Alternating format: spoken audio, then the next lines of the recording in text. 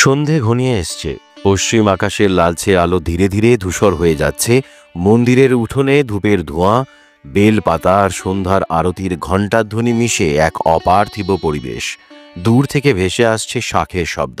শ্রীরামকৃষ্ণদেব তার ঘরের দোতলার বারান্দায় বসে আছেন, সাদা ধুতি পরা, গায়ে হালকা উত্তরীয়, চোখে অপার মমতা আর ঠোঁটে অনাবিল হাসি। এক ভক্ত রামলোচন, যিনি গ্রামের এক সাধারণ কৃষক। রামলোচন প্রণাম করে বসতেই ঠাকুর জিজ্ঞাসা করলেন, ও রামলোচন, কেমন আছিস বাবা? তোর মনটা আজ ভারী ভারী ঠেকছে। রামলোচন মাথা নিচু করে বলল, ঠাকুর, জানি না কেন চারপাশে লোকজন শত্রু হয়ে যাচ্ছে। আমি তো কাউকে কিচ্ছু করিনি, ভালো কাজ করি, কারো অমঙ্গল চাই না, তবুও কেমন যেন সবাই চোখ টাটায়। কেন ঠাকুর? শ্রীরামকৃষ্ণদেব বললেন, বাবা, আগুন যেমন আলো দেয় তেমনি তার তাপে কেউ কেউ জ্বলে। ভালো মানুষের শত্রু হয় কারণ সে আলো দেয়, অন্ধকার আলোকে সহ্য করতে পারে না। যার ভিতরে অন্ধকার, সে তো আলোকিত মানুষকে দেখে জ্বলে উঠবেই। এক টুকরো শ্বাস, কারো চোখে জল। রামলোচন আবার বললেন, ঠাকুর, তাহলে তো ভালো হওয়াটাই বুঝি ভুল? তাহলে কি ভালো হওয়া ছেড়ে দেবো ঠাকুর? রামকৃষ্ণদেব বললেন, না রে বাবা, চন্দন গাছ সাপ লেপ্টে থাকলেও সে চন্দনই থাকে। তুই ভালো থাক, তোর ভালো থাকাটাই তো ওদের পোড়ার কারণ। জেনে রাখিস, যেদিন তোকে কেউ কিছু বলবে না, বুঝে নিবি তুই আর কিছুই করছিস না। কেউ চুপচাপ, কারো ঠোঁট কাঁপছে। রামলোচন আবার জিজ্ঞেস করলেন, ঠাকুর, যারা অকারণে শত্রুতা করে তাদের থেকে নিজেকে বাঁচাবো কি করে? শত্রুর হাত থেকে নিজেকে রক্ষা করব কিভাবে ঠাকুর?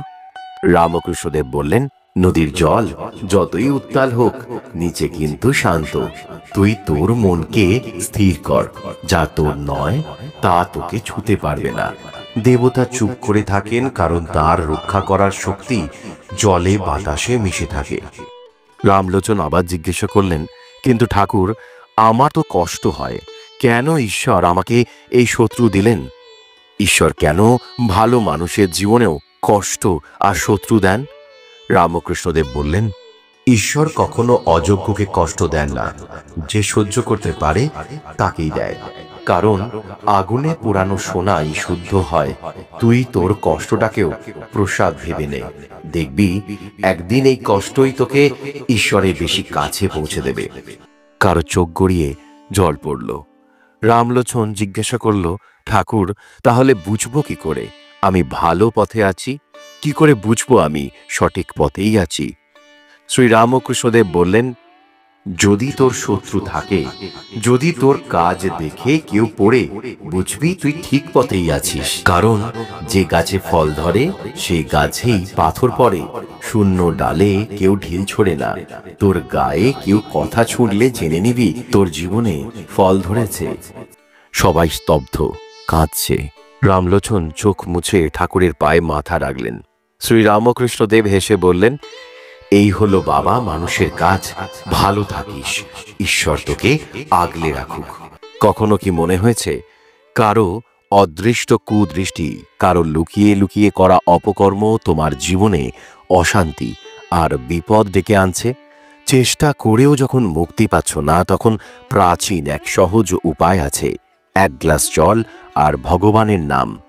রাত গভীর হলে সবাই যখন নিস্তব্ধ ঘুমে, তখন এক গ্লাস পরিষ্কার জল নেবে, দুচোখ বন্ধ করে প্রাণ ভরে একবার বলবে, যে আমার অমঙ্গল চায় সে যেন নিজের কর্মফলে নিজেই নাশ হয়। এই জলের মধ্যে বন্দী হোক তার সমস্ত কুচিন্তা, কুপ্রভাব। হে মা কালী, হে ভগবান, তুমি সত্যের রক্ষক, আমাকে রক্ষা করো। তারপর সেই জল জানলার ধারে কিংবা ঘরের এক কোণে রেখে দিও। সকালে উঠেই সেই জলটা গাছের গোড়ায় ঢেলে দিও। বিশ্বাস করো, 7 দিন টানা করলে শত্রুর কুশক্তি, অপদৃষ্টি আর ক্ষতি করার ক্ষমতা শেষ হয়ে যাবে। তবে মনে রেখো, এই কাজ কারো অমঙ্গল করার জন্য নয়। অশুভ শক্তিকে পরাজিত করুন এই অতি প্রাচীন শক্তিশালী মন্ত্র দিয়ে। চারপাশে অশান্তি, বাড়ছে শত্রুতা, জীবনে নেমে আসছে একের পর এক অঘটন। অজানা ভয়ে যখন বুক কাঁপে, তখন প্রাচীন শাস্ত্রে বলা আছে কিছু মন্ত্র যা অশুভ শক্তি প্রভাবকে মুহূর্তে পরাজিত করতে পারে। আজ আপনাদের জানাবো সেই শক্তিশালী মন্ত্র দুটো যা শুনলেই অশুভ শক্তি পালায় আর চারপাশে ভরে ওঠে ঈশ্বরের আশীর্বাদ। ওম কাত্যায়নে চ বিদ্মহে কন্যা কুমারে ধীমহি তন্নো দেবী প্রচোদয়াৎ। দ্বিতীয় মন্ত্রটি হচ্ছে ওম গিরিজায় বিদ্মহে শিব প্রিয়ায় ধীমহি তন্ন দুর্গা প্রচোদয়াৎ। রোজ রাতে শোবার আগে চোখ বন্ধ করে অন্তত 11 বার এই মন্ত্র দুটি বলো। বিশ্বাস রাখো, যা অপদৃষ্টি যা কুশক্তি সব ঝরে পড়বে আর তোমার জীবনে শান্তি, সাফল্য আর শক্তি ফিরবে। ভগবান সবসময় ভালো মানুষের পাশেই থাকেন। শাস্ত্রে লেখা আছে সৎ চেষ্টার ফল কখনো বৃথা যায় না, দেবীর নাম করলে কালো ছায়া একে না। এরকম আরও অলৌকিক শক্তির কথা জানতে আমাদের চ্যানেল ইটস নীল 01 সাবস্ক্রাইব করতে ভুলবেন না। ভালো লাগলে ভিডিওটি শেয়ার করবেন, অন্যের অশুভ শক্তি থেকেও মুক্তি পাবেন। শ্রী রামকৃষ্ণদেব বলতেন, ভালোর কাছে মন্দ টেকে না, যত অন্ধকারই থাক এক বিন্দু আলোকেই তা দূর হয়। তাই নিজের সুরক্ষায়, নিজের মঙ্গলের জন্য এই প্রাচীন পদ্ধতিটি একবার করে দেখতে পারো। বিশ্বাস রাখো, আলো আসবেই। এমন 10টি সংকেত আছে যা বোঝায় যে ঈশ্বর তাদের শাস্তি দিচ্ছেন এবং তোমার সময় এবার বদলাচ্ছে। 1. যারা একসময় তোমাকে ছোট করেছিল, তোমার সাফল্যকে অপমান করেছিল, আজ তারা নিজেরাই তোমার মতো হতে চাইছে কিন্তু পারছে না। তারা দেখছে তুমি নিজের লক্ষ্যে এগিয়ে যাচ্ছ, অথচ তারা পিছিয়ে পড়ছে। এই অসহায়তা একসময় তাদেরই কষ্ট দেবে। যারা তোমাকে ফেলে দিয়েছিল, তারা একদিন তোমার ছায়ায় দাঁড়ানোর জায়গা খুঁজবে। 2. যখন তোমাকে হারানোর পর তারা সত্যিকারের একা হয়ে যায়, তুমি চলে যাবার পর হয়তো তারা খুশি হয়েছিল, হয়তো মনে করেছিল বেঁচে গেছি, কিন্তু সময়ের সাথে তারা টের পায় তুমি ছিলে তাদের জীবনের শ্রেষ্ঠ আশীর্বাদ। এক সময় যারা তোমাকে কষ্ট দিয়েছিল তারা বুঝতে পারবে তাদের জীবনে সত্যিকারের ভালো মানুষ বলতে তুমিই ছিলে। একদিন তারা কাঁদবে, কিন্তু তখন তাদের কান্না শোনার মতো কেউ থাকবে না। 3. যখন তাদের সুখ শেষ হয়ে যায়, যারা তোমার সুখ কেড়ে নিয়েছিল আজ তাদের মুখের হাসি উধাও। তাদের জীবনে এমন কিছু ঘটতে শুরু করে যা তাদের নিঃস্ব করে দেয়। হয়তো সম্পর্ক ভাঙে, হয়তো টাকা হারায়, হয়তো এমন কিছু হয় যা তাদের ভিতর থেকে ফাঁপা করে দেয়। তারা বুঝতে পারে অন্যের কান্না দিয়ে সুখ কেনা যায় না। 4. যারা একদিন তোমাকে অবহেলা করেছিল, আজ তাদের সামনে তুমি মাথা উঁচু করে দাঁড়িয়ে। হয়তো একদিন তারা বলেছিল তোর কিছু হবে না, আর আজ সেই কথার জবাব দিয়েছে তোমার বাস্তবতা। তারা তোমার সামনে আসতেও ভয় পায়, তুমি বদলাওনি, শুধু তোমার সময় বদলেছে আর সেটাই তাদের ভয়। 5. যারা তোমাকে একসময় একা করেছিল, তারা নিজেরাই একদিন একা হয়ে যায়। তারা দেখতে পায় যাদের জন্য তারা তোমাকে ত্যাগ করেছিল, তারাই আজ তাদের ত্যাগ করেছে। তারা বুঝতে পারে তোমার মতো ভালোবাসা আর কেউ কখনো তাদের দিতে পারবে না। তারা একদিন বুঝবে হারানোর পর পাওয়া যায় না। 6. এটা হয়তো সবচেয়ে বড় সংকেত। তারা বুঝতে পারে তারা যা করেছে তার জন্য ক্ষমা ছাড়া আর কিছু চাওয়ার নেই। হয়তো তারা ফোন করবে, হয়তো হুট করে দেখা করতে চাইবে, হয়তো তোমার সামনে এসে দাঁড়িয়ে বলবে ভুল হয়ে গেছে, আমায় ক্ষমা করো। কিন্তু তখন কি তুমি তাদের ক্ষমা করতে পারবে? 7. তারা ভেবেছিল তুমি একা হয়ে যাবে, কিন্তু ঈশ্বর তো অন্য কিছু ঠিক করে রেখেছিলেন। আজ তুমি নিজের জীবনে সুখী, সফল, শান্তিতে আছো, আর তারা সেই জীবনেই আটকে আছে যেখানে তারা তোমাকে কষ্ট দিয়েছিল।